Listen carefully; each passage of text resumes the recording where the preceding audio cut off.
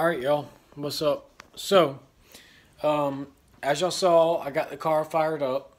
Um, and when I first tried to crank it, it would run, but it like, like pop real bad and just kind of made me seem like the timing was off or something. Or the timing was like 180 out or something. So I double checked the timing and the firing order. Everything's good there. And I was checking for vacuum leaks and all that. Everything was fine. Well, something just told me to take that mass air sensor off. The one, so I had the one that was on there was calibrated for the 24-pound injectors. I took it off and made sure it was clean and everything. Tried it again. Still did it. So I said, just for the hell of it, let me try to put the 19-pound injector mass air back on and just see what it would do. And I did, and it fired right up with no issues.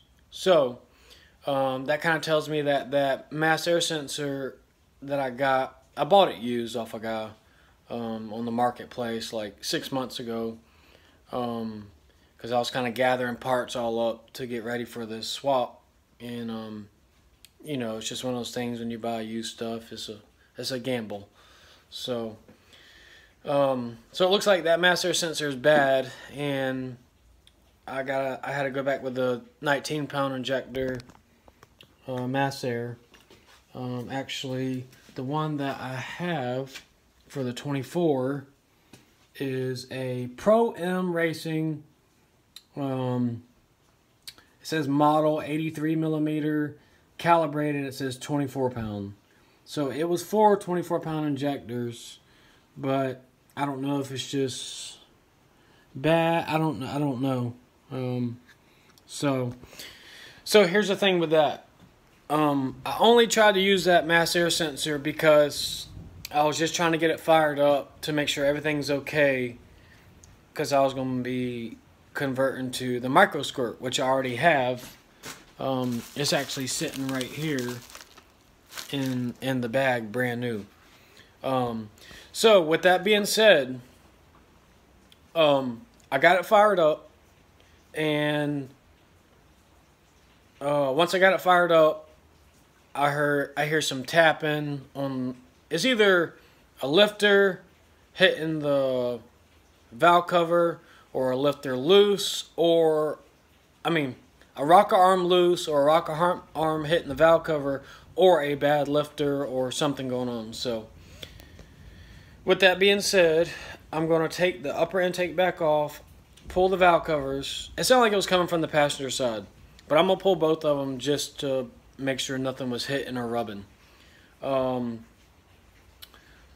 I do that and I figure out what's going on there and I get it back together, I think what I'm going to do is put the 19-pound injectors back in and use the 19-pound injector mass air meter so it matches, so it actually runs right, and I can drive it for a little while, make sure everything's going to be good, and then upgrade to micro squirt. And when I upgrade to micro squirt, I can use the 24-pound injectors again, and I don't need a mass air meter with the micro squirt.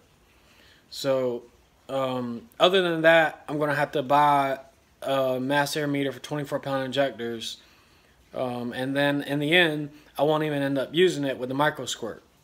So I'll just be wasting money. So what I'm going to do is just put the 19s back in it, use the 19-pound injector, mass air, get everything running, get all the bugs worked out of it, drive it around some for a couple weeks, make sure everything's good, and then upgrade to, like I said, upgrade with the micro squirt, and then put the 24s back in it, and then I'll be good. Also, what was I going to say? I lost my train of thought. I had no leaks. I don't see any leaks anywhere. It's just running super rich, because it's got 24-pound injectors and really the wrong mass air meter. And I know it's hard to run 24-pound injectors anyways on a stock computer without a tune.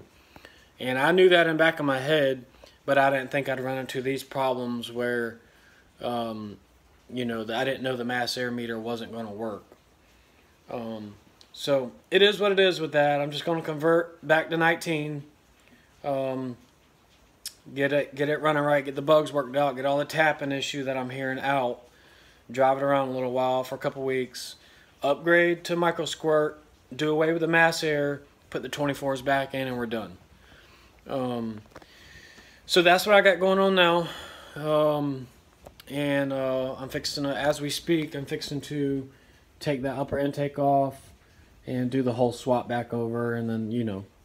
But anyways, I was just giving y'all an update what's going on. And I will, once I get the valve covers off and figure out what was going on, I will catch back up with y'all. So I'll be back with you. Alright, y'all. So I got the valve cover, I got the upper intake off, I got the valve cover off. And what I found was the rockers are actually just loose. They're actually pretty damn loose. Which is crazy because I actually tightened them up. Once I felt zero lash, I tightened them up a half a turn. But I don't know, maybe, I don't know. I never had this problem before. I've adjusted rockers a few times on my old truck, but my old truck's a flat tappet cam. This is a roller, so maybe it's a little different. Who knows? But at least it's an easy fix. Also, I see here that, I don't know if y'all can see that. See how the paint, the blue paint there is rubbed just a little bit, very so slightly. This one, and this one. It is barely, looks like it's barely touching the valve cover, underneath the valve cover. But in the actual valve cover, I don't see no rub marks or anything. So I think what I'm going to do, just to be on the safe side, I've got a couple carbide bits in my Dremel or my drill. I think I'm going to take it and just run, you know, I think I'm going to cut me a little groove out ever so slightly all the way down this channel here. Just to give me, you know, even if it's 20 thousandths more clearance. Because it looks like it's barely, like, literally barely touching it. And I think I'm going to cut this out. This channel here, where the plate was, I think I'm going to cut it out. I'm just going to cut it all flush. And I might take these out also, just to give me some more clearance. But I don't see no rub marks in there whatsoever. And like I said, it's here. Let me get a light. Y'all can't really see it. Sorry, y'all. So you can see it right on the very edge, right by the SBF. Right on the very edge. Let's see if I can. I want y'all to see it. Right there. Very so slight. It's not. There's no gouging or anything. It's just rub the paint off. Right there. There's no gouging or anything. It just rub the paint off, or the anodization on it. Anodize. Right there, very little bit, and right there. That's it. Nothing else is touching. I don't see nothing else rubbing. Everything looks good. So yeah, it was just, you see how loose those rockers are? Like, they're pretty loose. I can grab it and move it, and I probably got about 5 thousandths play in between the push rod and the rocker. So I got to go back through and adjust these rockers, and I'm gonna go ahead and do that side also while I'm at it. Ow. Sorry, y'all. Anyways, that's what I'm up to. And like I said, I'm gonna go ahead and take those 24-pound injectors back out, because I actually pulled the plugs. Let's see here. I pulled the spark plugs out, and I don't know if y'all will be able to see. Let's see, where you at? Oh, there it is. They are very sooty, black. They're not wet. They're just black sooty, which means it's running rich.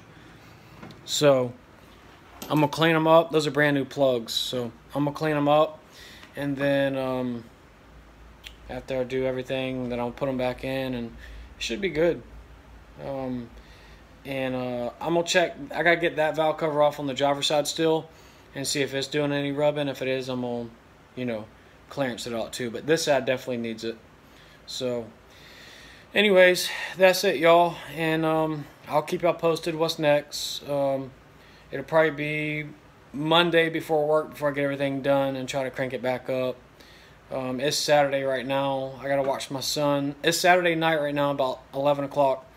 So tomorrow I gotta watch my son all day, and then I'll probably come out tomorrow night around 9 or 10 when my wife gets home, do a little bit more, and then I'll do some Monday morning before work. So it'll probably be Monday morning before work I finally get it fired back up and see how it does. So I'll keep y'all posted, and we'll go from there. Thank y'all for watching. I appreciate it.